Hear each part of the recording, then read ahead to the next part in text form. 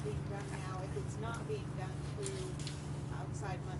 Yeah, I don't know. It was one of our projects that we had that we were going to work with the family in terms of, because as you know, if you add on again another financial stress, that's a terrible thing. And so part of the team, that was their job to figure out if we could get donations or how we were going to do that. Cyndy, Mr. Stanton came back to town the other day and apparently took the family to different quarters.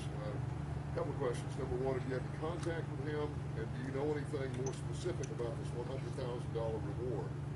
You know, I have, Mr. Stanton and I have not, he doesn't work for me. I don't work for him. I don't know the man. He is irrelevant as far as I'm concerned in the work that I've done. So I don't know any more about him or his benefactor or any of that stuff. But you handed out a flyer the other day and posted it that said there was a $100,000 reward. Yeah. Do you know where it is? Who do people call? The TIPS hotline is getting calls about this. I don't know. We've tried to figure it out, and I don't have a good answer for you right this minute. What do you think happened to Lisa? What's your theory on this? I think she was stolen from that home. I really do. And I've done research. If you look at, there are a lot of cases around the country, sadly, in which children have been taken by strangers, and so that's my theory. Usually when that happens, the parents are much more visible. They're out in the media trying to find her. Why is that not happening? You know, every case has its own life, and this case has been this situation. I hate to call it a case. This search for baby Lisa has been very different, very unique. I think that the family, you know, we had a vigil last week, and that was to be our first step of small steps to get them back and involved in the community, which I think is important, and which I think that they want to do.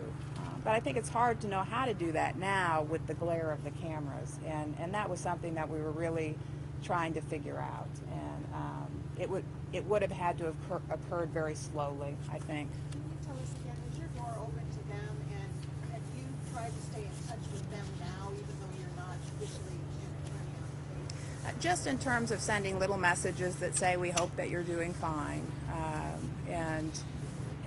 but just little messages. Your last conversation with them again? My last conversation was with Jeremy. At the end of the call, he said to me, "We love you, Cyndy, and we appreciate everything you've done." So they were heartbroken over this. They knew they had to make a choice. I think so, yes. What was the deciding factor, did they say? I don't know, not really. I mean, there's a relationship there that I'm not been party to, and so that relationship is unique to them, and I can't really comment on the relationship specifically for them. On Friday, when you probably found out it was Friday, that you no longer on the case, and they had to that's kind of odd that they would call the police. She's just a mom trying to reach out. Right, and that was something I just heard. Somebody told me about that yesterday, and my response to that was that we reach out to Tina Porter. We can use her help. We're happy to have her. From a legal standpoint, does Mr. Takapina still need to have a local co-counsel if this ever goes from an advisory role to more of a legal role? Yes. And that's what you would have worked into if you had stayed on the case on the same day? Yes. Was it Takapina who canceled the forensic interview with the boys last week? Yes, he did. He did. And he also canceled all the media last Thursday. And to your knowledge, does he have another local co-counsel? Not to my knowledge. So why is it a lawyer is so necessary in the search for Lisa at this point? Well, that's a really good question, because I think that there is, it's hard to, this is such a unique situation. And at some point in time, I think an advocate was required because of the way in which the press was painting things, and also because the relationship with the police was more tense. And so there needed to be some liaison, I think, between the police and the parents, some advocacy on their part. So I do think that they made the right decision, which frankly was not a decision that the parents were looking to make. It was others around them that said, you really need to make sure that you understand all of the circumstances surrounding your choices. And I think that's smart in any situation. Your role, and he says the same thing, is not really as legal. You're advisor. It was an advisory type role. Can you explain how that works? You're an attorney. Well, I heard this morning that he said he wasn't an advocate. I was an advocate, and part of being an advocate is to simply lay out for a client all of the issues that might be pertinent. I mean, all of us, if we are in a crisis-driven situation, we need some clear voice. We need somebody who can say, here are all the pros and here are all the cons, because all the time we want them to be making good, sensible, rational decisions. And that's what lawyers are supposed to do for people, is to help them see everything and before they make decisions. In just those few days, 10, 12 days that you were involved, you allowed yourself into it, volunteers and everything, is it like just such a downer now? Just kind of... Yeah, it's, it changes. Is it a downer? I think it's just sad. That's all I can say. It's just sad. And we continue to be committed to help in any way we can. Again, as members of the community, we're as interested in each of you in a happy ending and in finding baby Lisa. And if I can maintain a website, if I can take tips in, if I can talk to community members who want to talk to me that might be helpful, then those are the things we'll do. Cyndy, I'm hearing what you're saying. I'm listening. But I still find it highly unusual that a lawyer who is involved in the way you were and then is kicked off the case is then still wanting a role in that case. And I just, even though I hear what you're saying, I don't quite get it. I am, I think that I'm moved by what I sense is right. And for a long time, I have not operated like a normal lawyer. I mean, that's just the fact of the matter. But just to be clear, you voluntarily withdrew, or did Mr. Tacopina tell you? Mr. Tacopina and I have not spoken.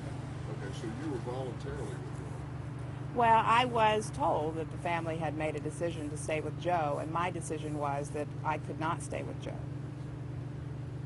The family had told us it was news to them Right. that you weren't on the case anymore. Right. So it's just we're trying to figure out. So it seems like the family really didn't have a choice in the matter. Well, and some things happened a little out of order, I think.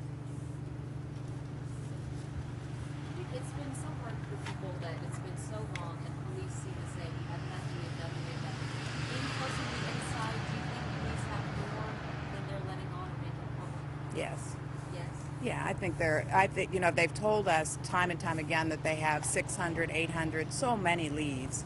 And so I am hopeful that, and I've said this before, that there are certain things we can see about the investigation, but there are many, many, many more things that we cannot see. And so I have confidence that they are out there following those leads as well as they can. Anything beyond hope? Is there anything that leads you to know? I'm hopeful. I think because I have, again, been in this community. I've worked with KCPD many, many times over the years. By and large, I found them to be dedicated, good people. I think they're just as intent and interested in finding baby Lisa as every one of the rest of us standing here. All right. Does the couple think a lot of planning went into this if somebody took the baby? In other words, they timed it when Jeremy was gone, etc. What do they think? It's hard. I can't really comment on what they think or they don't think. They're not investigators, Talk to you about it. Yeah, they believe the way I believe. That someone came into their home and stole their baby. The circumstances surrounding that is a mystery to all of us. So Cyndy, if we could just kind of sum this up, you basically told the family I can't work with him, so you're going to have to either make a choice. And they came back and said to you, we need to stay with him, but we wish you would stay as well. Yeah, well, we need to stay with him, and I made it very clear that it was not going to work for me to work with him. Do you think he's harming this case? All I can say is that Joe and I make different choices, and we have from the beginning, and therefore he's in and I'm out. Does it concern you that the way this was handled with Mr. Tacopina, Mr. Stanton coming